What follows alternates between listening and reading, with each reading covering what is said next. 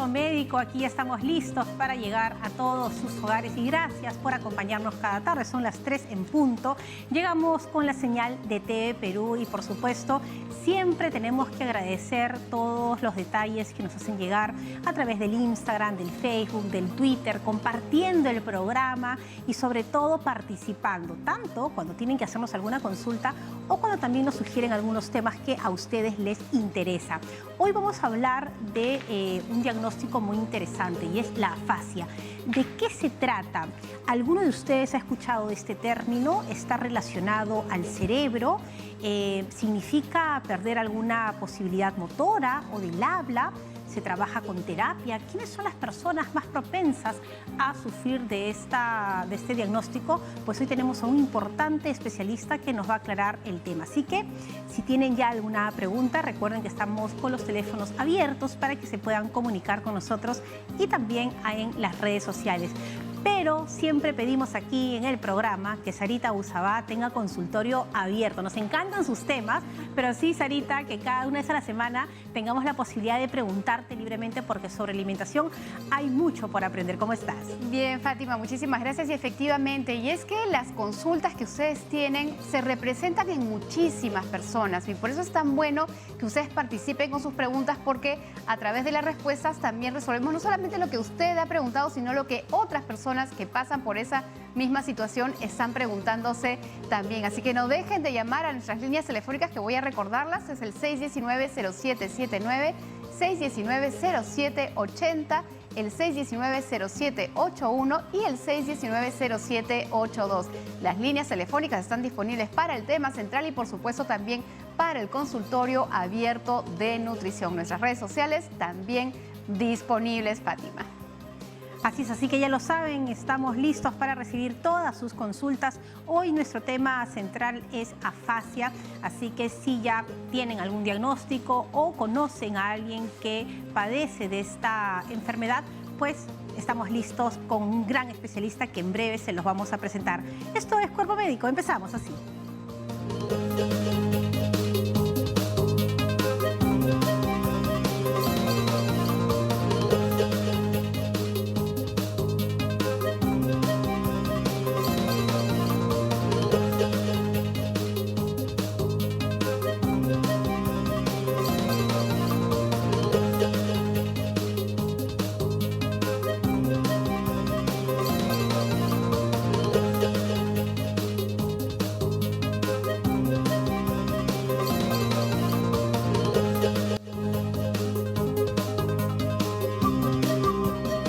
Estamos de regreso en Cuerpo Médico y hoy, como lo hemos anunciado, Sara Usabá tendrá el consultorio abierto, así que listos para hacerles todas las preguntas que tengan ahí guardadas. Vamos entonces con un momento de nutrición con Sara Usabá.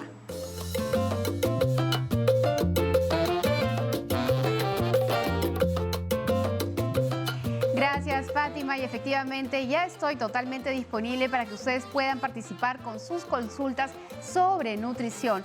Estoy muy segura que a lo largo de la semana y las semanas pasadas debe haber quedado alguna inquietud respecto tal vez de algún problema de salud relacionado a la nutrición o tal vez algún tema de hábitos en casa donde la alimentación, por supuesto, puede generar todavía algunas inquietudes. Me pongo a pensar, por ejemplo, en aquellas personas que todavía tienen muchísima fe en los jugos verdes, detox, o tal vez qué verdura me cae bien o me cae bien mal. Así que son algunos ejemplos de preguntas que me pueden hacer. Pero vamos a ver qué nos están consultando ya a través de las redes sociales, esta vez desde el Facebook. María José Reyes pregunta, ¿qué alimentos debo considerar en la dieta para el crecimiento de mi niño? María José, esa es una pregunta muy interesante y muy relevante además. Y de hecho, a dónde vamos a generar los acentos depende muchas veces de la etapa de crecimiento en que está el niño.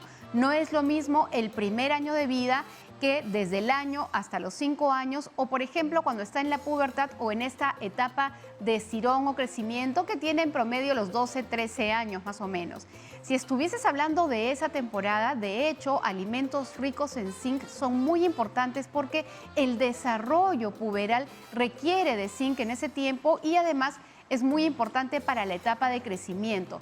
¿Dónde vas a encontrar zinc? Vas a encontrar zinc, por ejemplo, en carnes rojas, en pescados, en mariscos, en los frutos secos también, ¿no? Entonces es, digamos, un grupo de alimentos que puedes darle acento en la etapa de crecimiento. Otro alimento que no debe faltar y que tiene que ver con la etapa de crecimiento tiene que ver con el huevo. ¿Por qué? Porque el huevo tiene la mejor proteína, es decir, la de más alta calidad después de la leche materna, que el cuerpo aprovecha de la mejor manera. Entonces, al menos estos dos grupos de alimentos son los que no deberían faltar, siempre y cuando, por supuesto, estamos hablando dentro de una dieta saludable, variada, balanceada, que incluye, por supuesto, todos los grupos de alimento, como por ejemplo menestras y también los cereales integrales. Vámonos hasta Ate. Rosa está en la línea. ¿Cómo estás, Rosa? Te escucho. Buenas tardes, muchas gracias por favor por contestar mi pregunta. Quisiera saber si... ¿Aló? Te escucho, Rosa.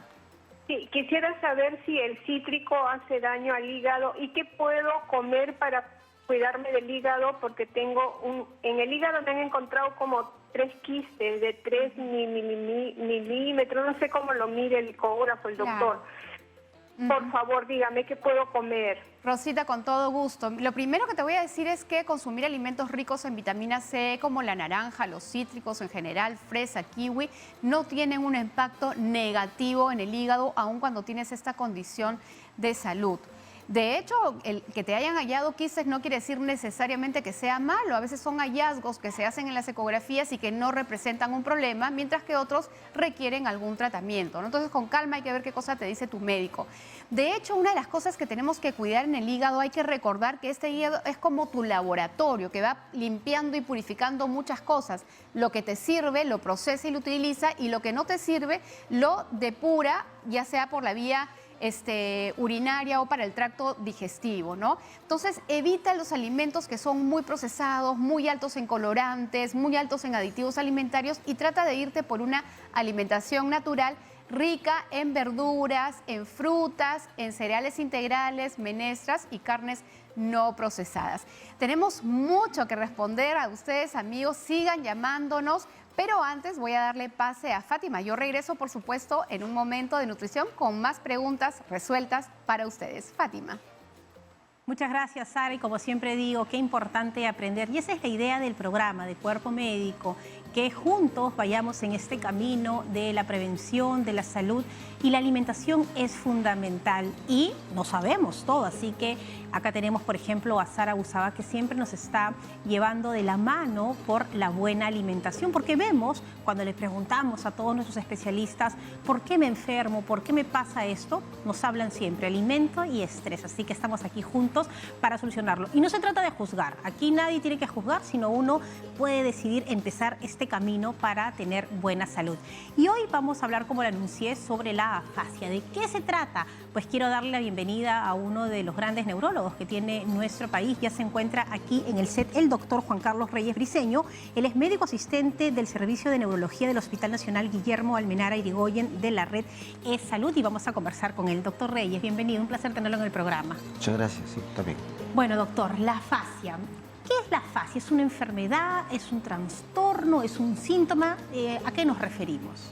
Sí, cómo no. La afasia viene a consistir en el problema del lenguaje en una persona que puede estar presentando. Lo más frecuente en la incidencia de las enfermedades neurológicas es lo que la gente llama el derrame cerebral, que viene a ser un infarto o una hemorragia. La afasia, digamos, constituye uno de los síntomas principales y más deleterios, o sea, más complicados para el paciente que sufre la afasia, porque eso de tener, digamos, la mitad del cuerpo que no se puede mover, que es la hemiplegia, pero aparte de eso, que no puedas comunicarte con las personas que están al frente tuyo, pues eso constituye un factor de tipo depresivo para los pacientes, o sea, se ponen bastante nerviosos y que a veces por ello no quieren colaborar en mejorar. Entonces, es importante que podamos, digamos, abordar tempranamente los problemas del lenguaje del paciente para que podamos ayudarlo en una forma oportuna y temprana. Ahora, entonces, yo tengo este trastorno, esta afasia, cuando voy a tener un derrame cerebral, cuando ya lo tengo, o también puede ser una consecuencia luego que ha pasado este problema? Es uno de los síntomas que se presentan con el derrame cerebral. Cuando está comprometido el hemisferio izquierdo, Ya. que es donde tenemos pues las áreas del lenguaje. Cuando el paciente compromete, o sea, el hemisferio derecho, regularmente no hay afasia, hay un poco de disartria. Disartria es que el paciente habla un poco enredado, pero te comprende y te puede hablar.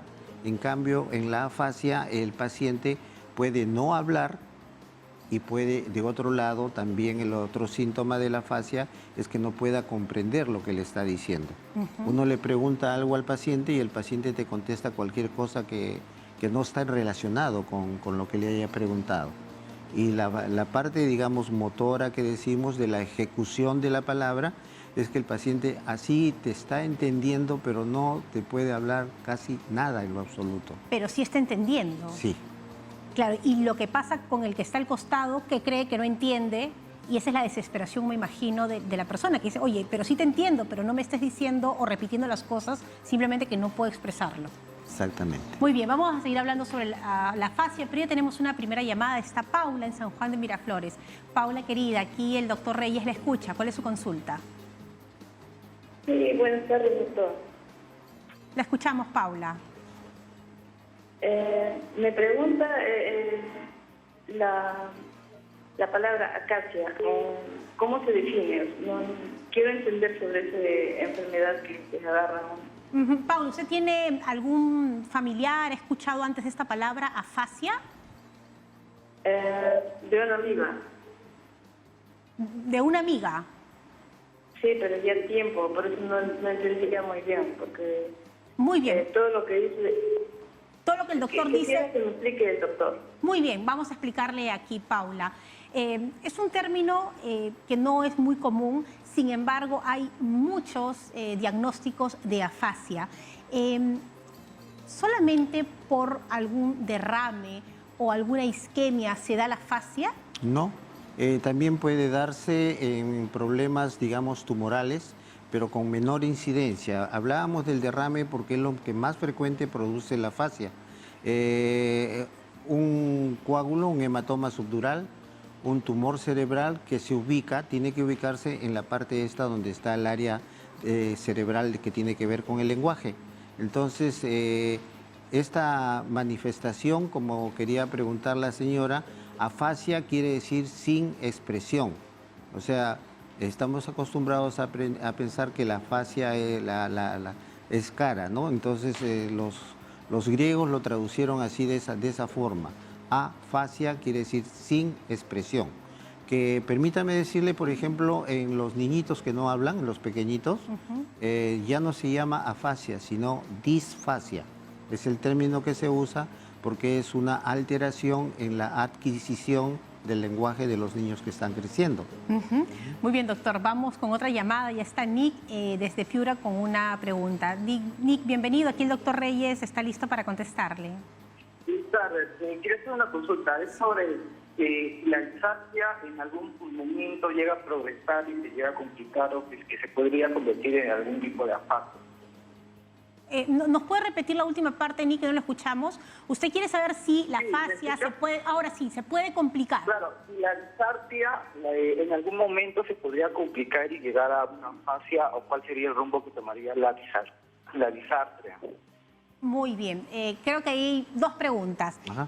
Con un niño que no es afasia, sino disfasia, ¿qué podría pasar en el futuro como adulto? Y la segunda pregunta es si una persona que ya tiene afasia puede complicar este diagnóstico. En relación a los niños que tienen problema de lenguaje, es porque las áreas, digamos, tenemos que pasar a explicar lo que es el crecimiento y desarrollo del cerebro durante el embarazo de la mamá. A veces la mamá tiene complicaciones como, por decir, la preeclampsia, tiene complicaciones como la infección urinaria. Cuando hace infección urinaria, pues ocurre cistitis y la cistitis va con un poco de inflamación también del tejido que está junto, que es el útero. Cuando la mamá tiene infección urinaria, cuando tiene también problemas traumas también. Entonces, esas complicaciones, las áreas del cerebro que son las que nos, digamos, diferencian del resto de la escala anatómica, viene a ser nada más y nada menos pues que son las áreas más desarrolladas. Entonces, cuando ocurre este tipo de eventos durante el embarazo, no desarrolla plenamente. Entonces, el paciente llega a los 2 años, a los 3 años y no está hablando como debería ser. Regularmente los niños pequeños al año, entre el primer y segundo año, ya están desarrollando lenguaje. Cuando no ocurre, ya los papás se preocupan y quieren pues ver qué es lo que está ocurriendo y lo llevan al especialista. En el caso de los adultos que ya presentan la afasia, como siempre sabemos, existe lo que se llama pues la terapia del lenguaje. O sea, así como hay la terapia física para el paciente que ha perdido la fuerza en un lado de su cuerpo, debe recibir terapia física. El que tiene compromiso del lenguaje debe recibir terapia del lenguaje. Y también hay algunos fármacos que ayudan a mejorar, digamos, el compromiso de la afasia que tiene cada uno de los pacientes. La afasia, como se debe mencionar, tienen hasta 6 modalidades distintas. Pero, sí, exactamente. Y deviene de qué parte del cerebro, ya sea el lóbulo temporal o el lóbulo frontal. Disculpe que use No, está muy bien, términos. estamos aprendiendo, doctor, todavía estamos en clase. Ya, entonces, Depende entonces de dónde se ubica. la falla, o sea, la lesión cerebral. ¿Ya? Tenemos el tipo de afasia. Así es. Por ejemplo, cuando está en el lóbulo frontal, en la parte inferior del lóbulo frontal, como decíamos, del lado izquierdo, lógicamente va a tener lo que se llama la afasia de Broca. Broca es por el nombre que tiene ciertas zonas del cerebro. O sea, en el mapa del cerebro siempre se toma un nombre. Entonces, cuando está en el área de Broca, que es el área eminentemente motor, o sea, el paciente no puede hablar, no puede ejecutar. O sea, si está en la zona de Broca, tenemos pérdida de lenguaje, no puedo articular. No puede articular. Entonces, eso deviene de, como podemos entender, ir entendiendo, de que para que yo esté hablando en este momento, primero tengo que estar pensándolo y después tengo que transmitir los impulsos de mi pensamiento al área que ejecuta la palabra. Claro. Entonces, esas conexiones están, digamos, lesionadas, no están funcionando adecuadamente. Por lo tanto, el paciente con la afasia de Broca, por decir en este caso, te entiende perfectamente, pero no puede contestarte. Claro, esa es la desesperación que Así sienten, es. ¿no? Bueno, vamos a estar hablando de los tipos de afasia, no se preocupen. Hoy estamos aprendiendo que la que se ubica en el área de Broca nos impide articular. Vamos con otra llamada y está Carlos en Villa María del Triunfo. Carlos, bienvenido, el doctor Reyes lo escucha. De Tacna, Carlos. Uy, Juana. Aló, buenas tardes. A ver, estoy con Carlos. Aló, sí, buenas tardes. Buenas tardes, Carlos. Usted está en Villa María del Triunfo. Cuéntenos, ¿cuál es la consulta para el doctor Reyes? Sí, ¿cómo está, doctor? Muy buenas tardes. Con respecto a su tema de que está hablando sobre el tema que está tratando, yo tengo un pequeño problema, por ejemplo, me han dicho que es también neurológico, por ejemplo, me parpadea mucho la vista. ¿Usted qué edad tiene? A ver, Carlos, primero. Yo tengo 46 años. Muy bien, estamos iguales, Carlos, a la misma edad, ya. ¿Cuál es el problema que tiene? ¿Tiene con la visión? Sí, tengo problemas con la visión también y parpadea mucho la vista. No sé si eso también tiene que ver con la parte neurológica también. ¿Usted ha ido a algún médico, tiene algún diagnóstico o no? Sí, bueno, yo tengo opacidad a la luz, o fotofobia tengo, ese es mi diagnóstico general. Muy Pero aparte de eso, me dijeron que también es neurológico lo que tengo. Bueno, acá tenemos un gran neurólogo.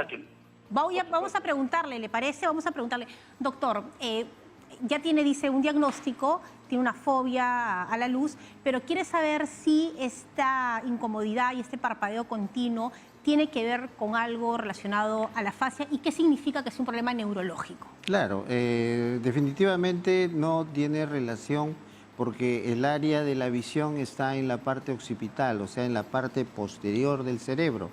Y el hecho que tenga, digamos, un blefaroespasmo, que son los parpadeos frecuentes, el señor lo asume porque como tiene el rechazo a la luz, que es la fotofobia, no puede resistir bien la luz directa.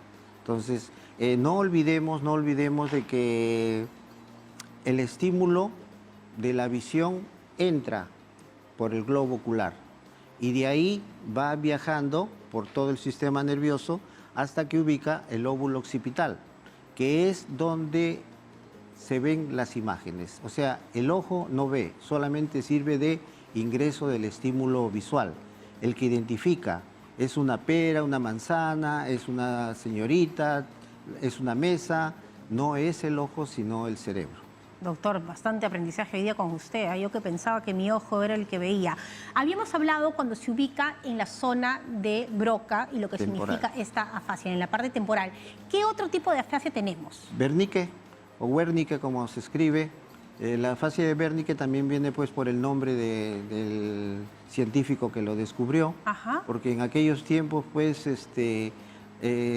cuando estaban descubriendo la anatomía, cada uno le ponía su nombre, ¿no? Entonces, sí, eso viene de hace muchísimo tiempo. Entonces, que la afasia de Wernicke, que está ubicado en el lóbulo temporal... ¿Lo puede señalar, pues estamos en Sí, clase? ¿Eh? acá. Muy bien. El Por lóbulo temporal. por encima del oído, Ajá. ahí está el lóbulo temporal, ¿ya? Entonces, está un poco más bajo del área de Broca, más o menos a unos 3 centímetros, y ahí es netamente sensorial.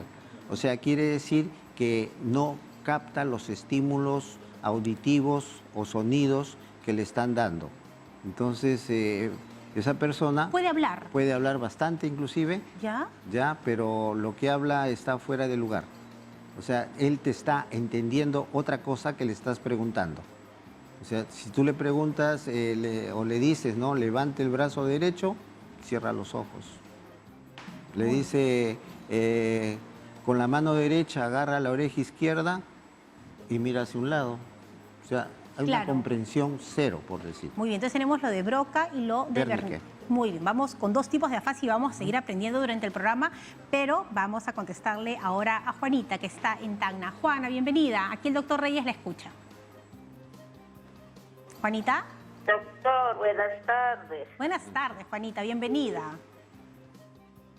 Doctor, qué bueno que lo veo por el programa. Yo quería preguntarle, es sobre un niño que tiene 8 años, que desde niño no habla, solamente unas cuantas palabritas, mamá, papá, nada más. Ya tiene esa edad y no habla, y ese es el problema. Juanita, pero él, ¿cómo está haciendo la escolaridad? ¿Ha ido al nido, ha ido al colegio? ¿Lo ha visto algún médico para darle algunas pistas aquí al doctor Reyes? ¿Juana? Sí, yo estoy preguntando por él, pero la verdad no sé bien de él, pero sí sé que no habla y a mí me preocupa eso. No tiene mayor información, no sabe si va al colegio, no sabe. No. Muy bien, vamos a preguntar qué podría estar pasando. Doctor, un niño de 8 años que no habla, no sabemos cuál es el entorno ni el contexto, pero ¿qué podría estar sucediendo? Como estaba mencionando, pues un demoramiento del problema del crecimiento cerebral, de las áreas que están comprometidas para el lenguaje.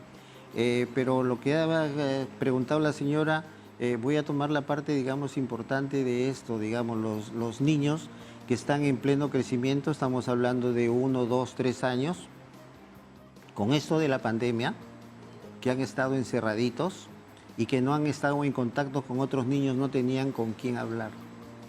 El papá y la mamá trabajan, lo dejan con la empleada se ocupa de otras cosas, menos de atender o conversar con el niño. Entonces estamos observando que con estos 2 años que han pasado, incremento en los problemas de lenguaje de los niños menores, pero no por daño cerebral, sino por falta de estímulo. Claro, y yo creo que usted ha tocado un tema importante, porque hay que hacer un llamado a los colegios, a los maestros, a las directores, a las UGELs, etcétera, que por favor no presionen a los niños. No va a pasar nada si no tienen las competencias para este año. El doctor nos ha dicho algo terrible. Nuestros niños tienen un retraso en la manera de hablar, de entender, porque no han sociabilizado y de pronto los hemos mandado a un aula para que pueda leer, escribir, sumar, restar. Eso es importante. Por favor, hay que tenerles paciencia, fortalecer la parte emocional y luego, si ya hay un problema, pues acudir a un neurólogo. Vamos, doctor, con otra llamada. Ya está Rubí desde San Juan del Lurigancho. Rubí, bienvenida. Aquí el doctor Reyes la escucha. Rubí, baja el volumen de su televisor, se lo pido. Sí, buenas tardes. Buenas tardes, Rubí. Bienvenida, la escuchamos. Sí, buenas tardes. ¿Cómo está? Bueno, primeramente felicitarles por el programa, al doctor Reyes también. Buenas tardes. Bueno. Mi consulta es la siguiente. Tengo mi niño de 10 años que él hablaba bien, hablaba bastante clarito, ¿no?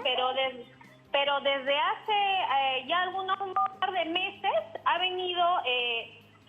Al iniciar una comunicación como que tartamudea, ¿no? Le cuesta pronunciar la primera sílaba, por decirlo. Quisiera saber si esto se debe a un problema neurálgico o tiene otro factor, porque él es muy comunicativo. Antes no tenía ese problema, pero de un tiempo acá le ha conllevado eso, ¿no? A la primera o segunda sílaba como que tartamudea, mamá, por decirlo, ¿no? Entonces... esa es mi consulta con el doctor. ¿Él si está me podría ayudar, por favor. en cuarto o en quinto de primaria?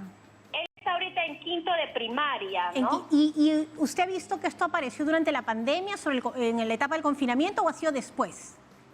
Esto ha sido en el transcurso, digamos, de la pandemia, ¿no? En este proceso de pandemia, porque él sí, antes me hablaba clarito, incluso nos sorprendía porque se comunicaba bastante claro. Era el niño que más... que digamos que hablaba mejor dentro del salón, ¿no? Pero muy bien, de un Rubí. tiempo acá, entonces, empezó con esas dificultades para comunicarse. La primera o la segunda sílaba al momento de hablar. Muy bien, Rubí. Entonces, no sé si es por otro factor. Vamos a preguntarle aquí, que tenemos la suerte de tener al doctor Reyes, a ver, porque también habrán otras madres que quizás están pasando una situación similar. Doctor Reyes, un niño de 10 años, quinta primaria, que hablaba fluidamente, viene la pandemia y ahora hay una especie de tartamudeo con la primera y segunda sílaba.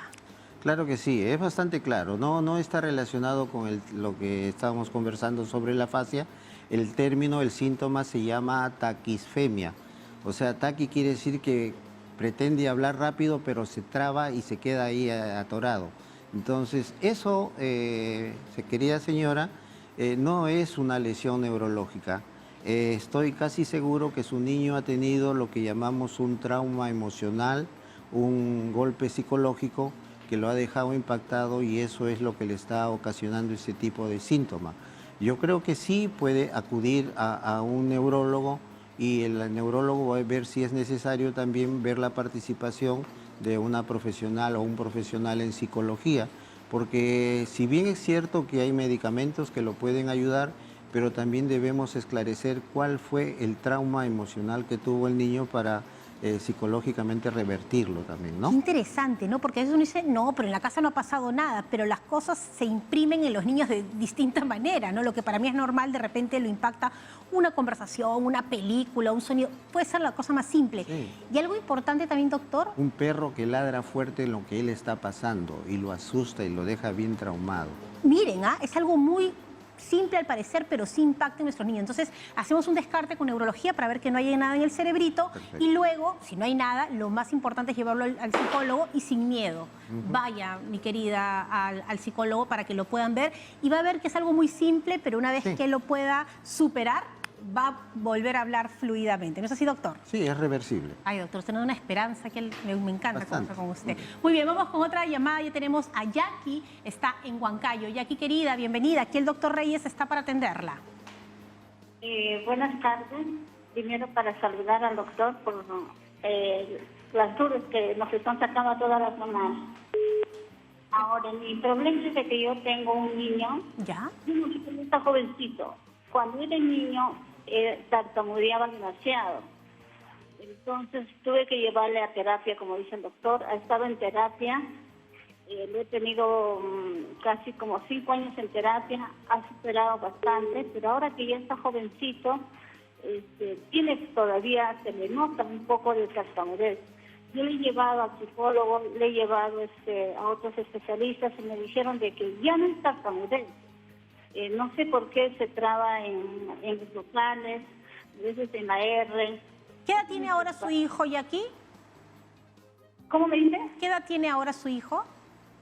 Ya tiene 17 años. ¿Y está en la universidad? ¿Está en el colegio? ¿En qué etapa está de su vida? Bueno, está ya en la universidad. Muy bien, Jackie. Vamos a ver qué nos dice el doctor. Etapa difícil, ¿no?, para el ser humano, estos 17 años dejando la adolescencia y teniendo que ser adultos.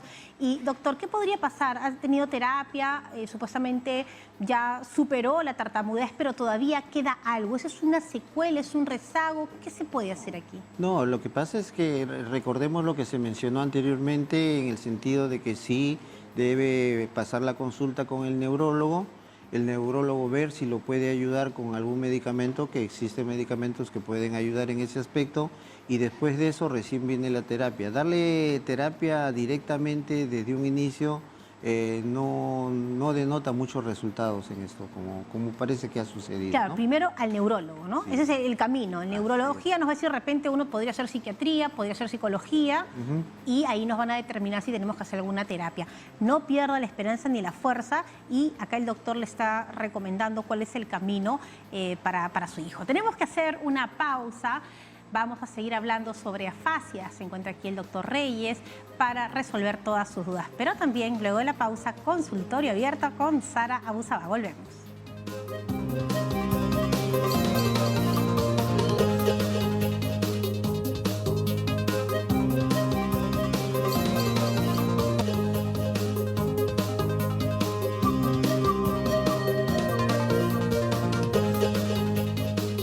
Conocer precisamente cómo se realiza una terapia de lenguaje, y para eso, para que nos instruya de manera adecuada, estamos con el licenciado Diego Rocha González, que es tecnólogo médico en terapia de lenguaje del Hospital Nacional Edgardo Rebagliati, justo de la red eSalud. Licenciado, muchísimas gracias por acompañarnos y por todo este despliegue de cositas y detalles que ha traído. Primero, ¿en qué consiste precisamente una terapia de lenguaje? Y es necesario saber y mencionar que cada caso es distinto. Entonces, ¿qué debemos contemplar? ¿Qué análisis previo, qué exámenes deben realizarse también? Lo que trabajamos en la parte de terapia de lenguaje es la prevención de esta etapa en la rehabilitación de la adquisición de los fonemas. La adquisición de los fonemas está relacionada con un desarrollo, con el neurodesarrollo, que puede ser entre los 3 y 6 años, ¿no? 3 y 6 años. Escuché por ahí un comentario como la R, ¿no? A mi hijo no le sale la R, ¿no? En este caso, se sabe que a partir de los 3 años el niño comienza a ejecutar fonemas o letras relacionadas, ¿no? Como la M, la P, la B, la R, la L, la Ch. No solamente está la R encasillada en lo que es la parte de rehabilitación, ¿no? Yo me acuerdo del lápiz que te colocaban debajo de la lengua, sobre la lengua, y ahí te torturaban a sí. R, y ferrocarril, y trabalenguas. Esas son imágenes, claro, que antes realizaban. Hoy en día, obviamente, la medicina también crece, la tecnología también está a favor nuestro, ¿no? Y tenemos también muchos métodos, herramientas para poder trabajarlo. En el hospital trabajamos protocolos de atención con los niños en este tipo de alteraciones, tanto del lenguaje como del habla, ¿no? También vemos la parte de motricidad orofacial. La motricidad orofacial es la especialidad que trabaja toda la parte relacionada a la función bucofacial, ¿no? La parte del trabajo bucofacial. Bueno, pero usted ha traído aquí, licenciado, algunas cositas para hacer demostraciones. Sí, claro. Por favor, adelante. En el caso del trabajo de articulación, hoy en día, que es un poco más difícil porque en las terapias estamos con el tema de la mascarilla, ¿no? Lo importante es darle al niño lo que es el alcance de la información de aprendizaje, ¿no? Entonces, mientras más didáctico pueda ser con el menor, el alcance del aprendizaje va a ser mejor. El entrenamiento de los familiares es necesario, ¿no?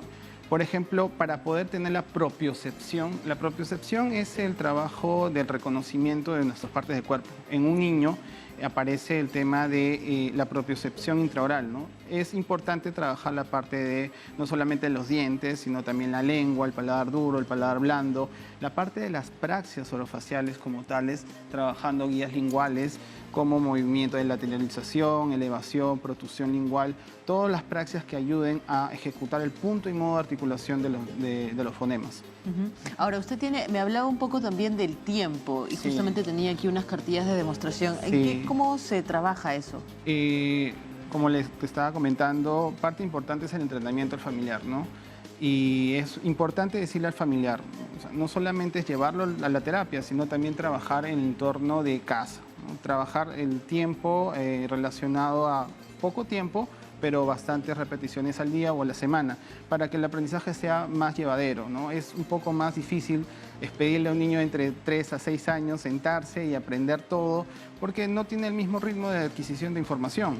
Entonces, el tiempo y el lugar, el espacio donde se va a practicar es muy importante. Bien, y como para ir cerrando, licenciado, ¿cuáles son los errores más frecuentes que cometen, todavía no soy madre yo, pero que cometen los padres justamente para querer acelerar estos procesos y de pronto eso genera más trabas que oportunidades justamente en la realización de estas terapias?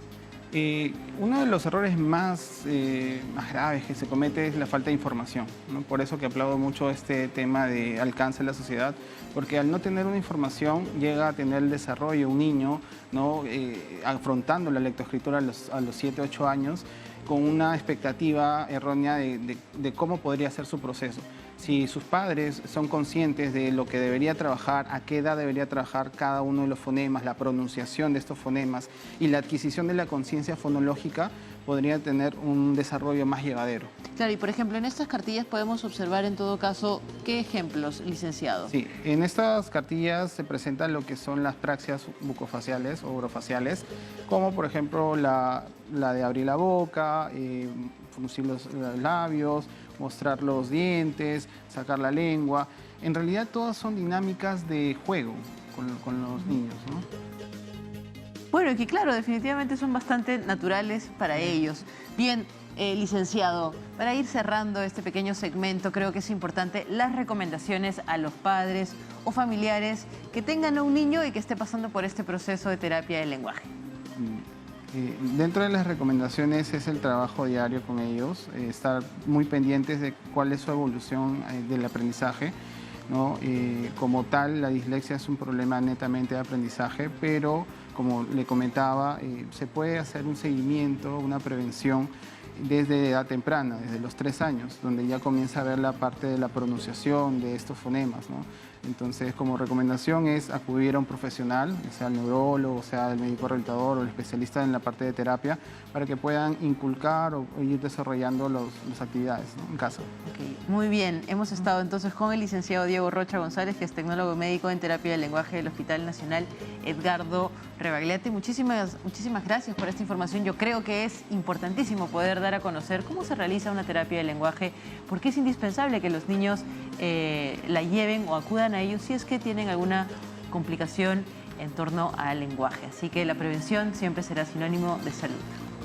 Efectivamente, Aura, y le agradecemos al licenciado Rocha porque además desde aquí yo quiero agradecerles a aquellos maestros, a aquellos docentes que entienden lo que sucede en el cerebro. Por eso ahora tenemos que hablar de neuroeducadores. Hay que saber cómo funciona el cerebro y cómo aprende el cerebro para poder educar a nuestros niños. Y no solamente hablar de las inteligencias múltiples ni de las habilidades diferentes, sino que también hay diagnósticos. Por ejemplo, estábamos viendo la dislexia que está vinculado al lenguaje. Entonces, no somos números ni podemos evaluar a todos por igual. Tenemos que entender la inteligencia de cada niño y un niño disléxico, bien como lo ha mencionado Aura y el doctor Rocha, necesita otra manera de ser evaluado, por ejemplo, a través de la oralidad, porque no hay ningún problema cognitivo. Así que siempre aprendiendo aquí en el programa. Y ahora sí, tranquilos, lo esperado. Ya está lista Sara Usabá para todas las preguntas. Ya estamos ahorita entonces con el consultorio abierto. Gracias, Fátima. Efectivamente, y desde ya agradezco a todas las personas que nos están llamando y que nos están escribiendo a través de las redes sociales para hacer consultas sobre nutrición. Ya tenemos a Gisela, que nos está llamando desde Zárate. ¿Cómo estás, Gisela? Bienvenida. Hola, buenas tardes. Gracias, está muy lindo el programa. Mi consulta es, recién me han diagnosticado que tengo gastritis crónica. Okay. Y no sé qué alimentos, qué frutas poder comer. Bien, excelente, Gisela. Mira, en relación a las frutas, sí tenemos algunas que pudieran resultar irritantes en el momento agudo, cuando tú estás con síntomas. Pero cuando no tienes síntomas, en realidad deberías poder consumir la gran mayoría de frutas, incluso de verduras. Las que pueden resultar irritantes o generar algún problema son aquellas que tienen un sabor ácido intenso, por ejemplo, el maracuyá, la naranja, la mandarina, que no significa que nunca las vas a comer, sino que en la medida que tú te das cuenta que cuando las consumes te generan malestar, es mejor postergarlas. Ya luego, cuando tienes una dieta variada, balanceada, entonces seguramente cuando incluyes estos alimentos no vas a tener síntomas, pero eso tiene que venir acompañado de hábitos higiénico-dietéticos. ¿Por qué es que nos da una gastritis crónica? La gran mayoría de veces tiene que ver con una infección por el Helicobacter pylori, una reinfección, a veces síntomas asociados al nivel de estrés o a los malos hábitos, como por ejemplo tomar recurrentemente bebidas gaseosas que irritan. El tabaquismo también puede generar estos problemas. El hecho de comer de repente a deshoras, comidas muy altas en grasas, todo eso en su conjunto puede promover síntomas de gastritis sumados, por supuesto, a otros factores. Pero cuando hablamos de lo que sí podemos y lo que debemos hacer, tiene que ver con un orden en horarios, tener alimentos que no incluyan mucha fritura ni mucha grasa y, por supuesto, tener, digamos, una alimentación con preparaciones saludables. El rocoto, el ají, en tu caso, al tener una gastritis crónica, también podría resultar irritante, como las pimientas, y por eso es que habría que postergarlas o evitarlas. Tenemos ahora una consulta que nos llega desde Santa Anita. Dulio está en la línea. ¿Cómo estás, Dulio? Cuéntame. Mire, señorita, tengo un problema que me han visto me han sacado una ecografía y tengo el hígado graso. ¿Qué debo comer o qué no debo comer para el hígado graso? Dulio, cuéntame, ¿estás subido de peso? Sí.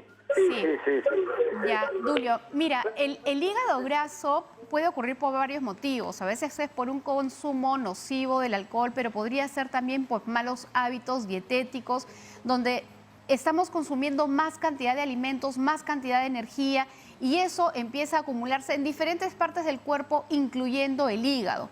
O a veces tenemos una dieta muy rica en grasa o también muy rica en almidones, en harinas, incluso en frutas. Mira tú que es un alimento saludable, frutas como las que tengo acá. Entonces, lo primero que tienes que hacer es ponerte en manos, por favor, de un especialista en nutrición para que te ayude a elaborar una dieta adecuada para ti, donde vayas reduciendo poco a poco la cantidad de calorías de alimento, pero sobre todo que haya un buen balance al interior. ¿Qué significa tener un buen balance? Que, por ejemplo, haya una porción adecuada de alimentos que te dan carbohidratos, o sea, una cantidad adecuada de pan, de arroz, de quinoa, de papa, que seguramente va a ser menor a lo que estás consumiendo. Lo mismo en el caso de las frutas. Hay personas que comen muchísima fruta, más de lo que su cuerpo necesita, y por tanto ese excedente se acumula en forma de grasa que incluye, por supuesto, el hígado. Así que, por favor, ponte en manos de una colega para que pueda orientarte en esta dieta. Nos vamos ahora hasta Huari, en Ancash. Carla está en la línea. ¿Cómo estás, Carla? Ahí solamente me han dicho que tengo subido grasa, no más grasa, y peso he subido por 3 kilos. Claro. Carla, ¿esta grasa te han dicho si está, por ejemplo, es una grasa subida en tus análisis de sangre o te han hecho alguna ecografía, algunos otros estudios? Cuéntame un poquito. Análisis de sangre y me hicieron en Barranca. Ok. Carla, mira, cuando nos hacen un análisis de sangre, estos análisis son capaces de medir cuánta grasa hay circulando en esta sangre. Cuando esos niveles están muy altos, resulta peligroso porque pueden acumularse en las arterias y generar una enfermedad que se llama arterioesclerosis y que luego esta complica la salud cardiovascular. ¿Qué debemos hacer para bajar las grasas en sangre?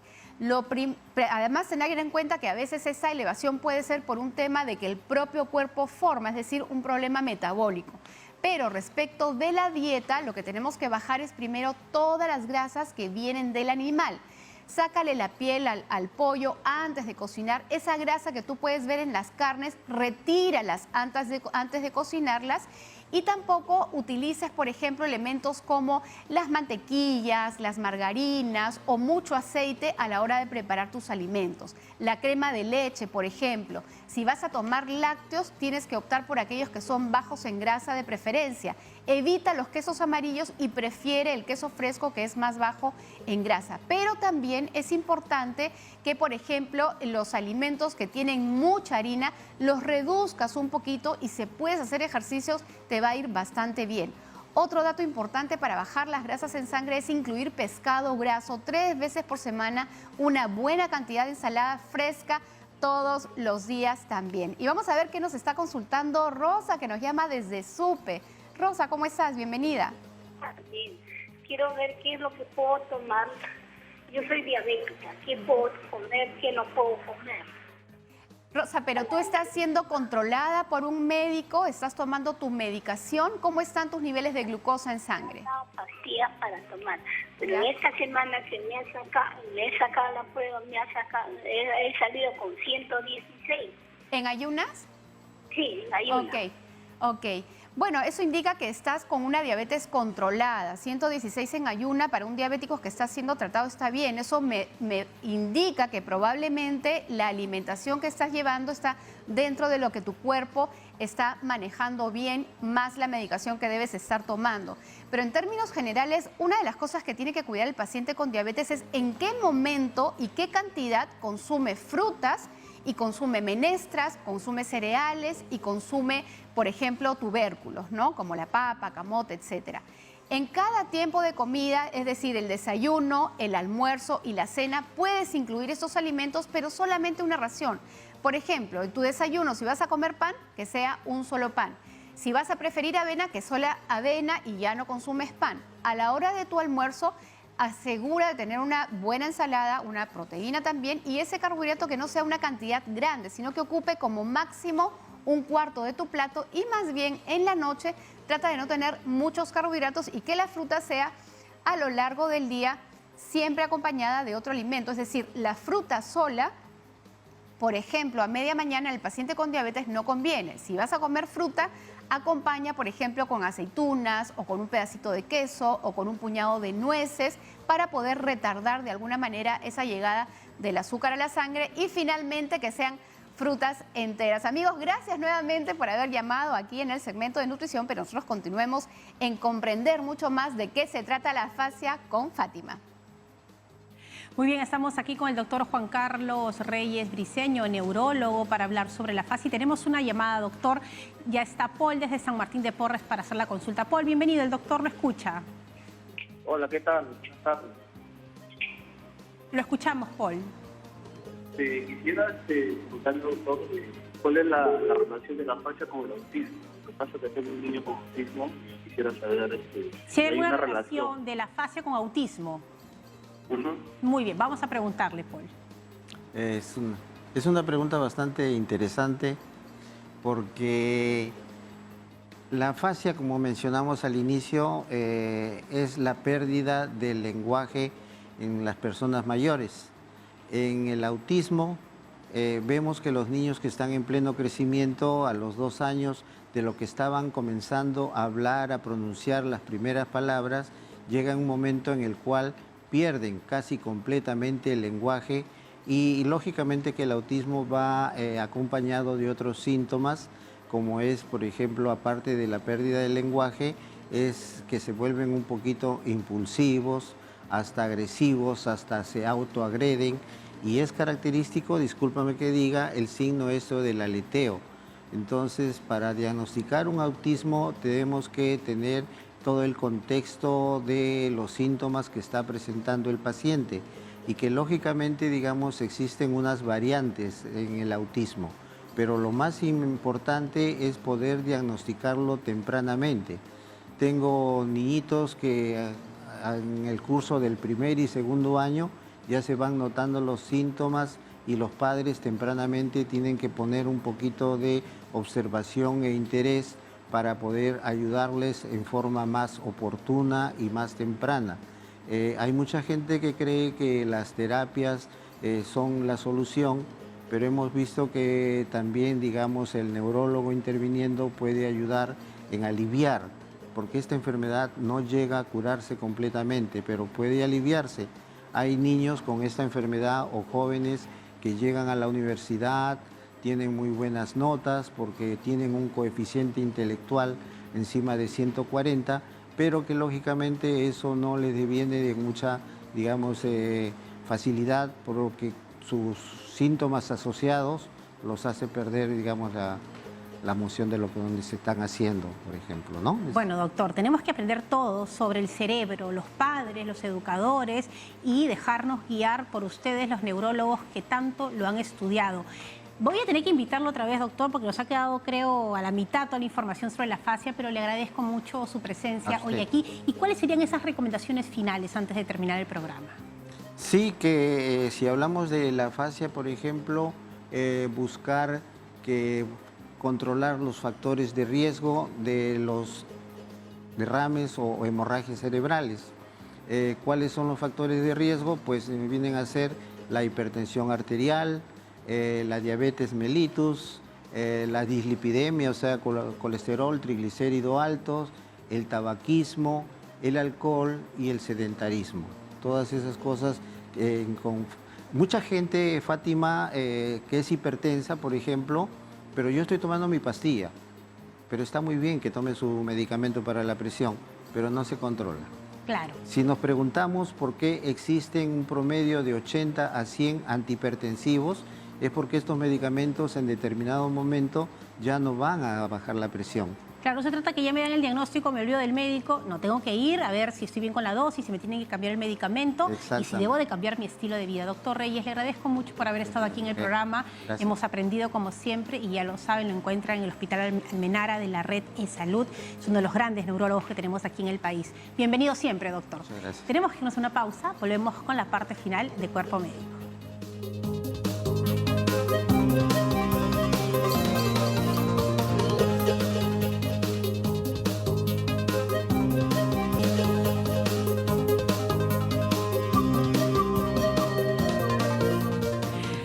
Tenemos que terminar el programa. Gracias por habernos acompañado y nos encanta aprender juntos. Yo creo que eso es importante, Sara. Sí, claro que sí. Realmente aprendemos mucho de las preguntas, aprendemos mucho de los invitados y aprendemos mucho también de la conversación que tenemos entre nosotras muchas veces también, Fátima, porque las inquietudes que todos tienen son inquietudes comunes para la gran mayoría y así todos aprendemos. Bueno, yo le agradezco muchísimo al público que llama porque nos abren pues su corazón, nos cuentan cosas de la familia y es importante porque en esa llamada se refleja el problema de muchas familias y también nos damos cuenta que lo que me pasa a mí no solamente es en mi entorno, sino hay muchas familias de repente también con el mismo diagnóstico, así que estamos para aprender. Mañana no se pueden perder el programa. No, mañana vamos a hablar del herpes, un problema de salud que es tan frecuente, muchas veces doloroso, pero que tiene solución y además prevención, así que eso lo vamos a aprender. Mañana en el segmento de nutrición te cuento, Fátima, y les cuento a todos que vamos a hablar sobre la sábila y también del maíz morado, pero desde lo que dice la evidencia científica, desde la investigación. Vamos a ver qué, digamos, funciones tienen estos dos productos en nuestro cuerpo. No se lo pierdan. Muy bien, muchas gracias por habernos acompañado. No hay tiempo para más. Mañana nos reencontramos 3 en punto aquí en Cuerpo Médico. Chao.